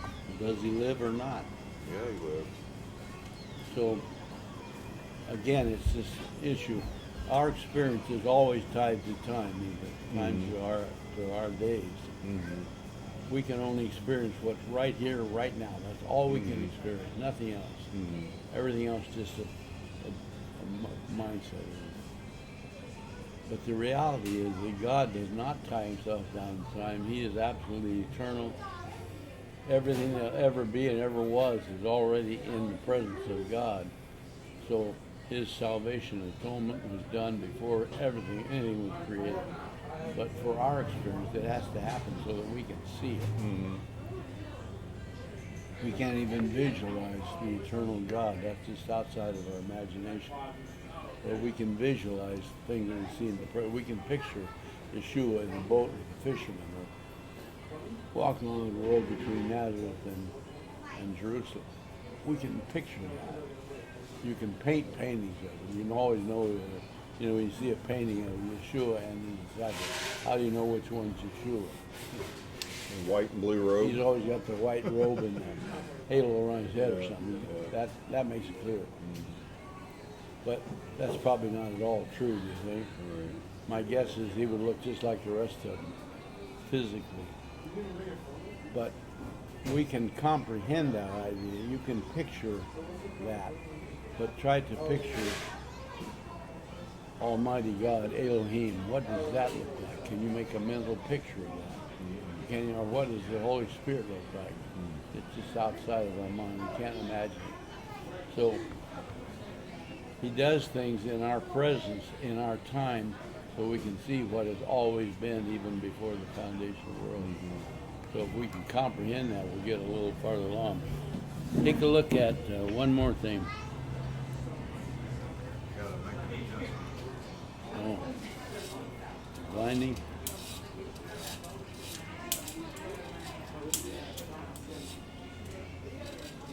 All right. See if that'll help.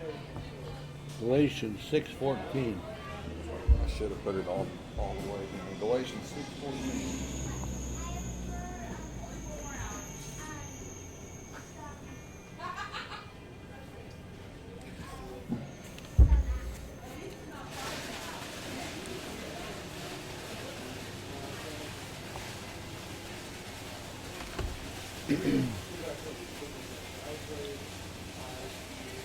But as for me, I will never boast about anything except the cross of our Lord Jesus Christ. The world has been crucified to me, and through the cross, and I to the world. The world has been crucified to me. That's what it says, right? Mm-hmm. What does that mean? The world is dead, and it's gone as far as I'm concerned. Okay. What's dead mean? Separated. Yeah. Means I'm living in the preferred reality of the Spirit. Yeah. You don't have to be tied to that. So if I have any success about anything, is it because of what the world is going to do? No. So the only one thing I'm going to contribute to my success is the one thing I'll boast about. What? Mm-hmm. The Jesus Christ on the cross. Romans 6, 5 through 7. 6, 5 through 7.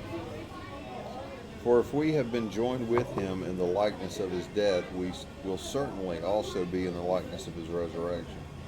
For we know that our old self is crucified with him, in order that sin's dominion over the body may be abolished, so that we may no longer be enslaved to sin, since a person who has died is free from sin's claims. That's pretty what the apostle said. I've been crucified. The world has been crucified. Yeah. Separated from that claim. And it says if we've been buried with him, and in the earlier part of chapter 6, they talk about being baptized into him. And of course, the Church of Christ only get one word out of that. Yeah, baptized. Yeah. Well, the word baptized, what does it mean? What's that word mean? It means to be immersed. Just submerged or immersed. It doesn't say anything about what it says being immersed in his death. So now we realize that this ceremony that we have that we call baptism is nothing but a ceremony, a means of visually picturing something. If you're submerged into water, put down under the water. If they held you down there for very long, what would happen? You drown in it. Because it's a place of death. You die in it. Yeah. You can't stay there. You have to be immediately brought back up out of it. But that's only a picture. It's a parable. It's not. That doesn't save anybody. And if you don't do it, it doesn't prevent it. It's just there to show you something. Shows you what really happened. So Romans says if you've been submerged into his death. Now, when you went to the crucifixion at Golgotha, did you see any water around there anywhere? No. Anybody get put down into a stream or a lake? No. How about the thief that died right next to her? Did he get put down in the water? No. Was he submerged into the death of the Lord? Yes, he was. Yes. So if you're put into his death, then what? Then you're submersed into his life. And you'll also be with him in his resurrection. Yeah. That's what it says. So in some versions there's a resurrection like his. If it's like his, it means it's just the same as his. So when someone goes through the ceremony that we call baptism, when they come up out of the water, what's the difference between what they are now than what they were an hour ago? Just a little moisture.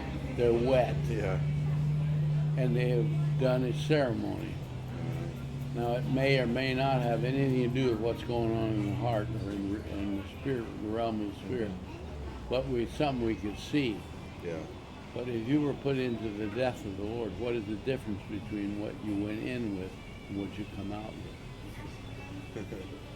Life is the difference. Well, what happened to the sin? It's taken away. Where'd it go? Crucified with that. Where'd it go? Went to that cross. Was put to death. Well, separated. Separation. Yeah. So, and there's a place where it says He separated our sin from us as far as the east is from the west. So whatever that death did, it not only separated from your sin, but how far is the east from the west anyway? It's forever away. How far is north from south? Forever away. No, from north from south. How far is that?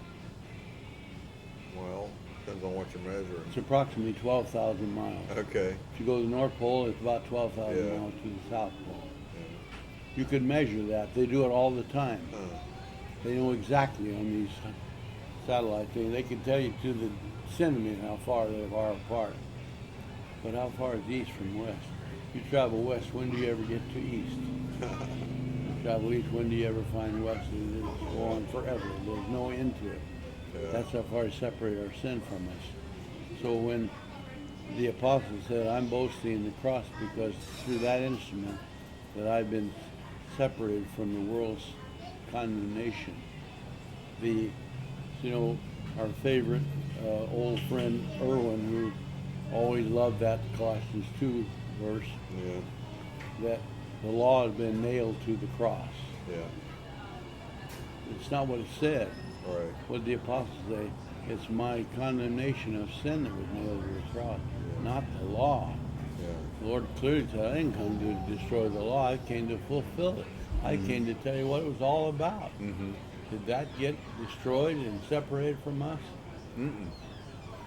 In fact, Completed. we finally understand what it meant. Yeah. So when you read the law, you're reading, this morning we were reading in Leviticus, long lists of rules and laws. And quite a few of them involve two things, two turtle doves, or two of this, or two of that. Two usually represents the Lord's people. And it's talking about making an offering of them to the Lord. So when people are offered to the Lord, they're doing just what it says in Romans 12, where it says your reasonable sacrifice is to present yourself as a living sacrifice. The dual nature that we have is offered to God as a sacrifice. And so many times in those offerings, the two were not burned up. They were just held separate. When Abraham put an offering before God, it says he cut these animals in half and put them on the altar. But he had two birds that he did not cut them. Why not? Don't know. Well, the animals that were cut and separated were like the Lord himself offered on the crucifixion. But we are part of that offering, but we didn't feel any pain. We were not cut by the cross. We were not felt the agony of that. The Lord took all that. But, you know, all those things, they're all part of the Torah, the old law. And if you say that's all done away with, then the Lord would he say, well, I've come to fulfill what was done away with? It would make no sense with it. Or what I've come to show you what I've destroyed. I mean, he didn't destroy his own. All those were figures of who he is. Mm-hmm. That'd be like saying, here's a picture of me. I'm going to tear it up in front of you and tell you that it has no more value. I mean, it makes no sense, you know. So, anyway, here's the apostle writing this letter. And, you know, Ephesus was a major city in those ancient days. If it was written to the Ephesian church, it was a World Trade Center. In fact, it challenged Rome for authority. Mm. It was right at the crossroads of everything coming from the east to Europe would come through that area. And you can be sure that when there's a big lot of commercial trade goes to a place, there's going to be a lot of money involved. Mm-hmm. Where there's a lot of money involved, what else is going to happen? Everything that has to do with corruption and everything. Major crime. Yeah. It's also a very religious city. Yeah. The head of the religion of Artemis and Diana, the goddess of fertility. Mm-hmm. You know, that strikes right back to the very beginning. The Lord said this thing called the Garden of Eden was the essence of fertility, wasn't it? Mm-hmm. Where did fertility come from? From the Lord.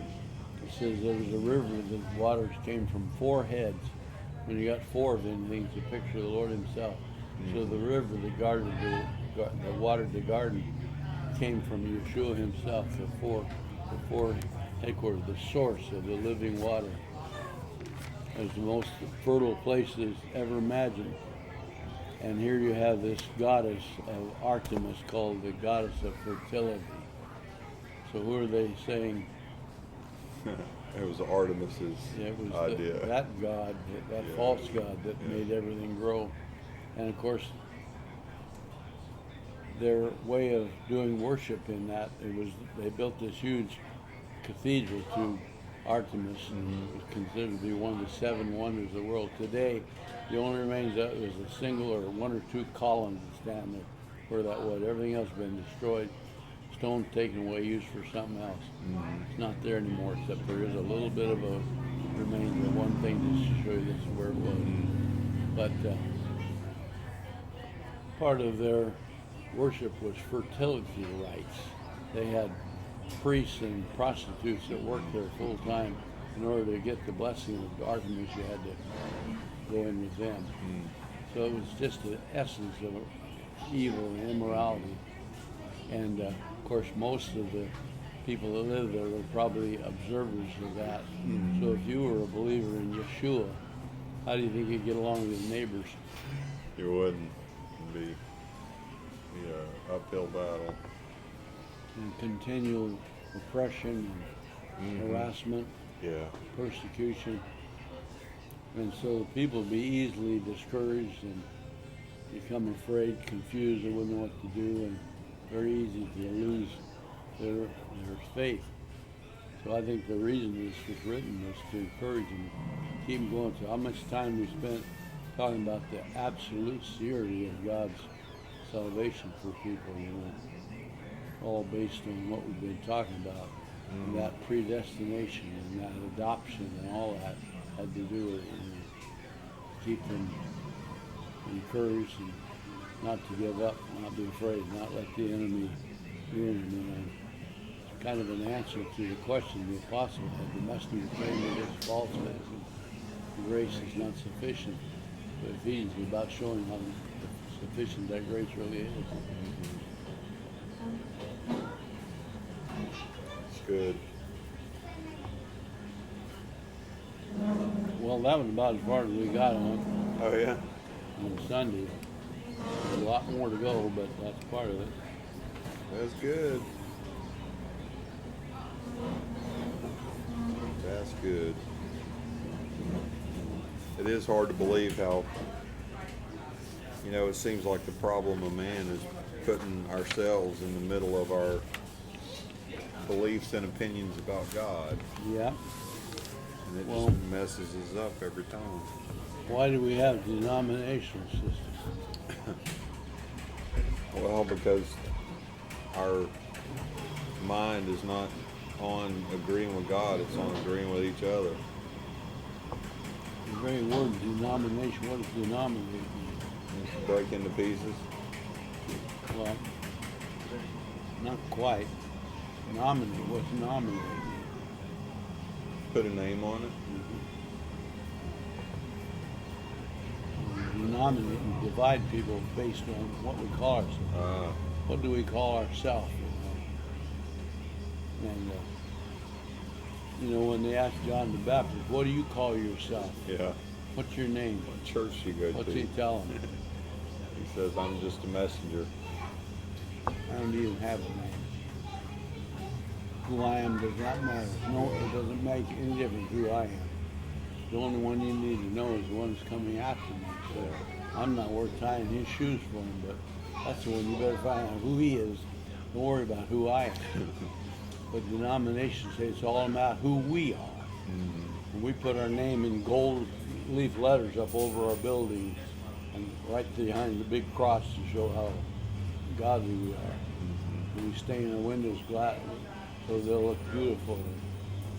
We have our stage up front where the main guys are, and all you observers sit out here with the audience and sing the songs that we tell you to sing, and we'll pray when we tell you to, and we'll teach you what you need to know, and it's us. Yeah. That's denomination. If you go to John the Baptist, the Lord said, "There's the greatest man that ever lived or ever will." Yeah. So if you want to know how to do anything, just see what John the Baptist would do. So they said, "Who are you?" "Nobody." "What's your name?" "I don't have a name." It wasn't even John the Baptist that called himself the Baptist, it was he? "What are you about?" "It doesn't matter what I'm about. I'm not about anything. The one's come after me. He's the one you better find. And pretty soon here he comes walking on. There's the Lamb." And when he points there, what does everybody do? Look at them. They're going to look that way. So I say the greatest thing that John ever did was point with his finger. Yeah. The greatest thing he ever said was, "I'm nobody." Yeah. The Lord said the one that's last will be first. And he's called the greatest man that ever lived. Mm. What did he ever do? What did he ever build? What did he ever make? What did he ever own? Dressed in an old camel skin, had a leather belt, and ate bugs and honey, and that was his life. Yep.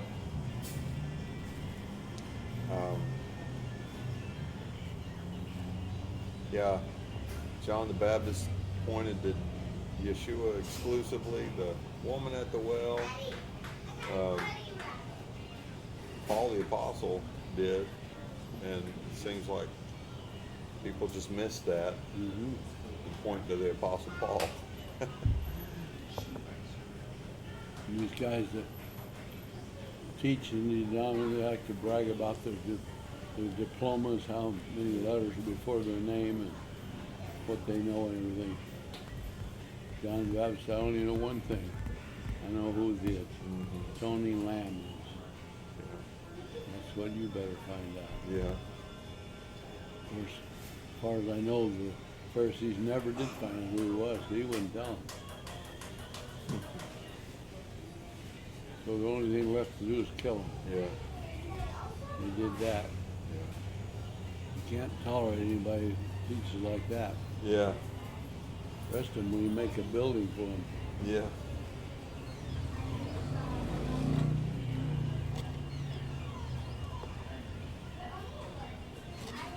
How's your milkshake holding up? Pretty good. And the gargling sound. That's good. Means Good it stuff. passed well. Good stuff. Yes, sir. Well, That was a good meeting. yeah. Yeah, it was a little earlier than normal. That was fun. Yeah, I was surprised.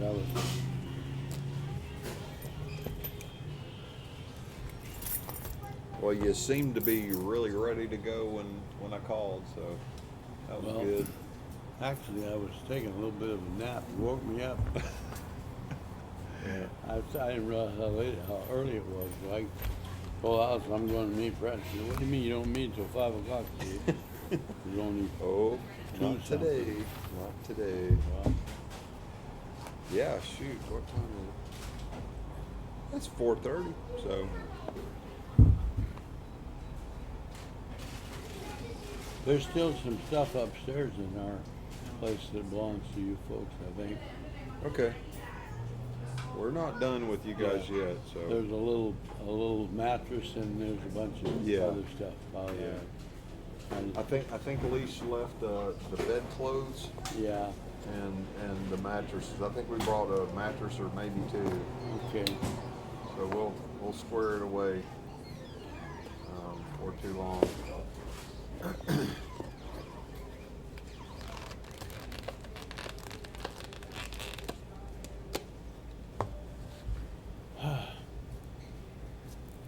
Dale and Stacy and Molly and Paul went out north up by Paxton Lake someplace. Uh-huh. Dale with them were talking about maybe driving up to Fairbanks, even taking the haul road going up to Prudhoe Bay, Oh yeah, just to do it, huh? just to do it. Has he ever done it before? Nope. No kidding. Well, I worked up there, but I never drove the haul road. I went up as far as Livengood, which is Yeah. about, I think it's about 75 miles so north of Fairbanks man. on the Yukon River, but never drove the haul road. We always flew up. But man, I don't know if it'd be fun to do that.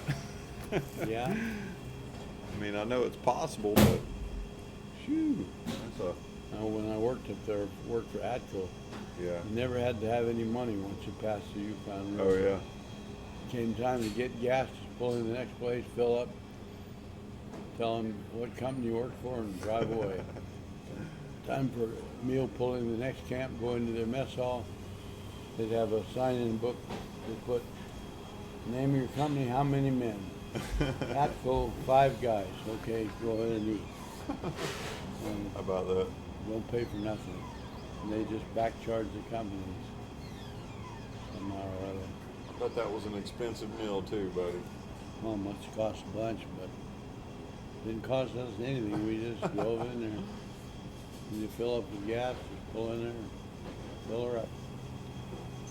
I traveled up on the Yukon in that direction with the census. I'm glad I got to do that census because it took me to places in Alaska I never would have seen otherwise. Oh, yeah, yeah.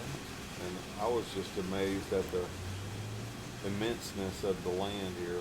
It's Just huge, keeps yeah. on going. Just keeps on going. Well, it's a third the size of the whole continent of the U.S. you know. Yeah. If you had one point of Alaska could be at Duluth, Minnesota, and the other part would be clear out past San Diego. Wow. Yeah, that's a lot of space. And, you know,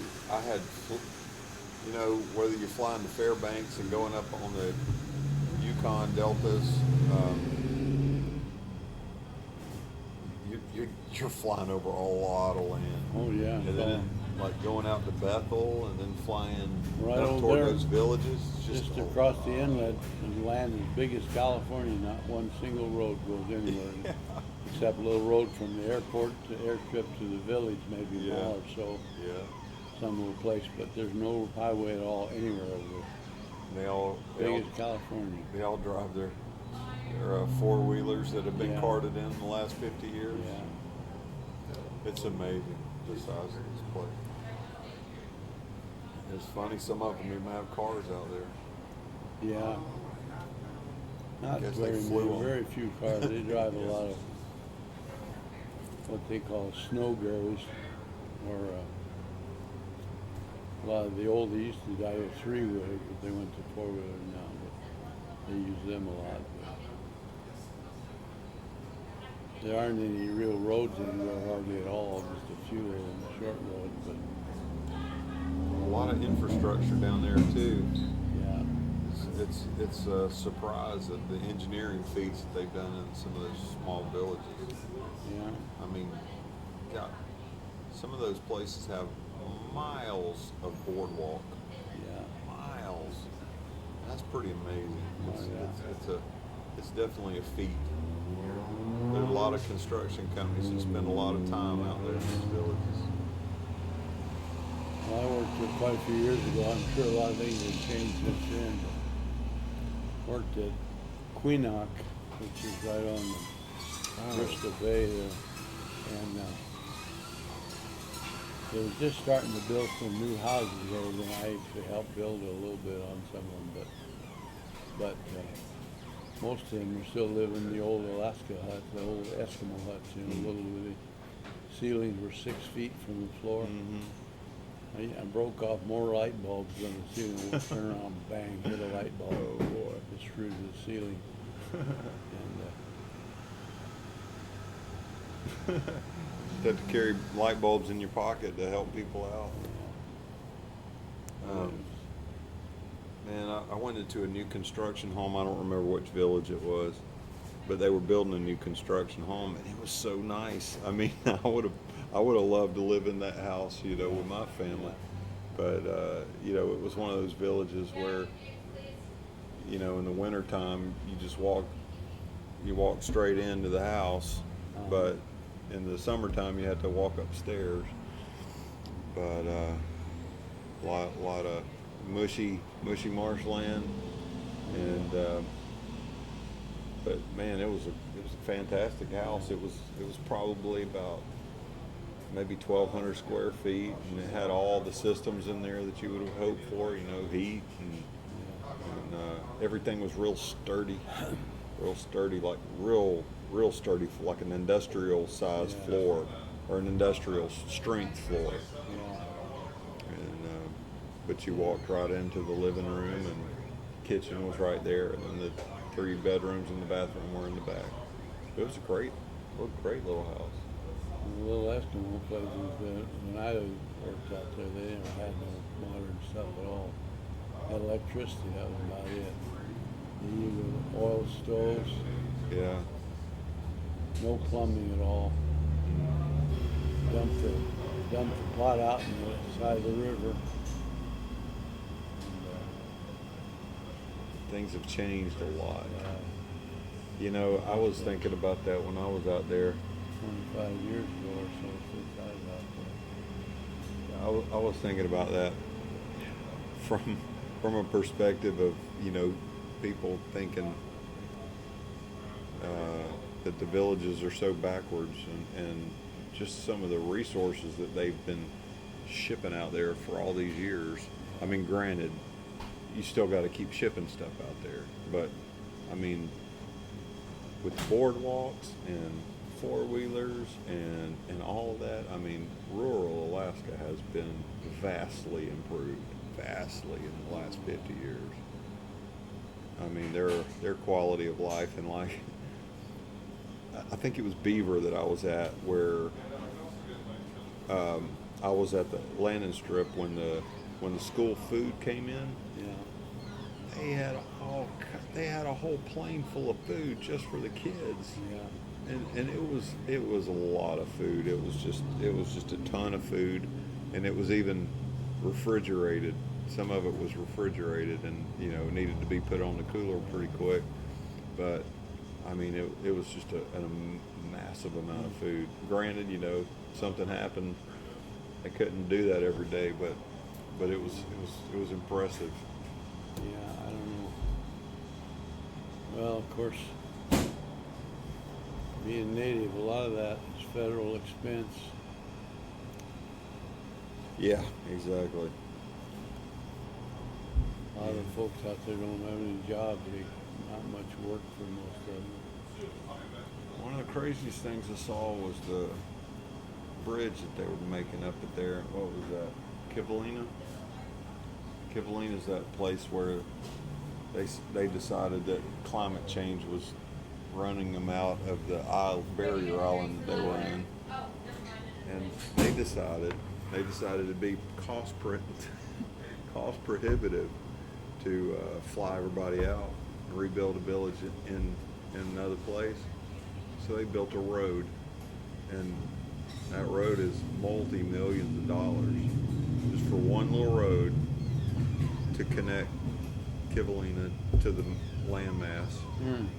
And they were relocating the village, pretty far inland. Yeah. So they were just going to build a whole new village out here, a couple miles down the road, plus the whole road. I mean, they were building an entire road, and so they had a big, huge crew.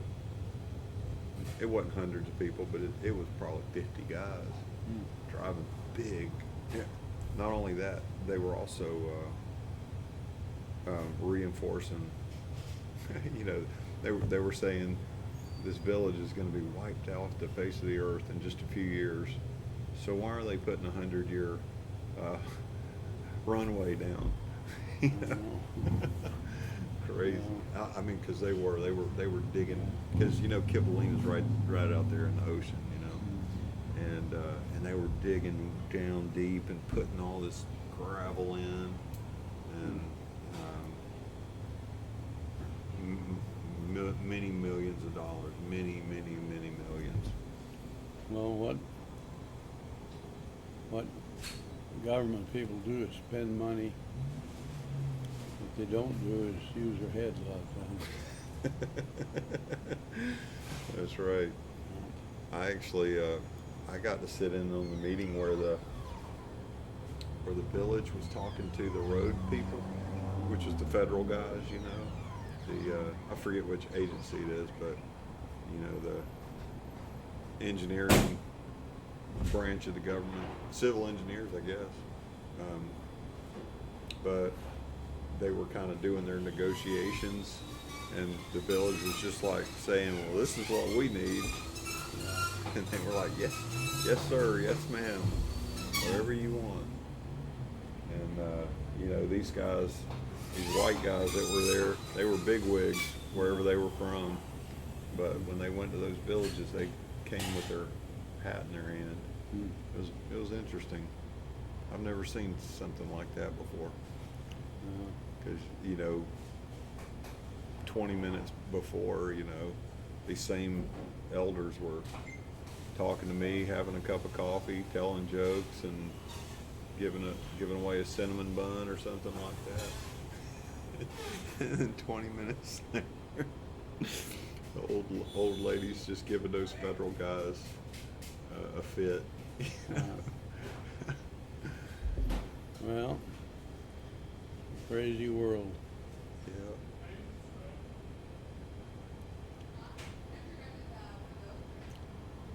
Now one day it'll get made right, that's a guarantee. It won't be by federal government programs. That's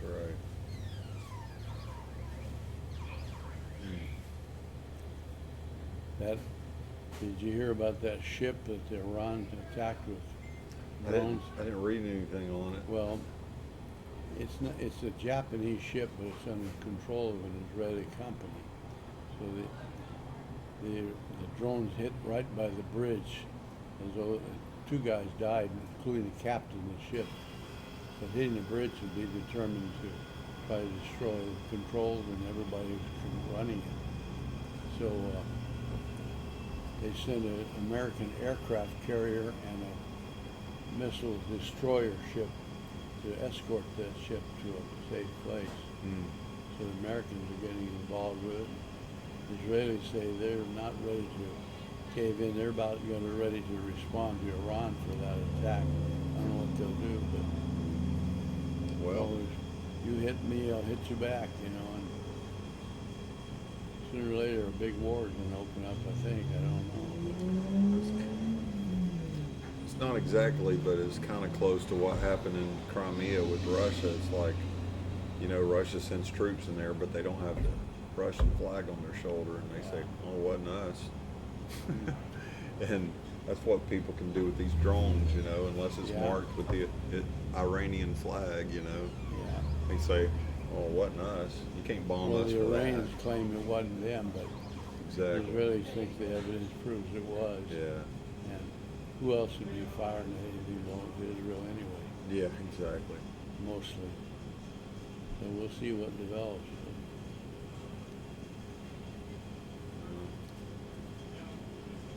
Oh well.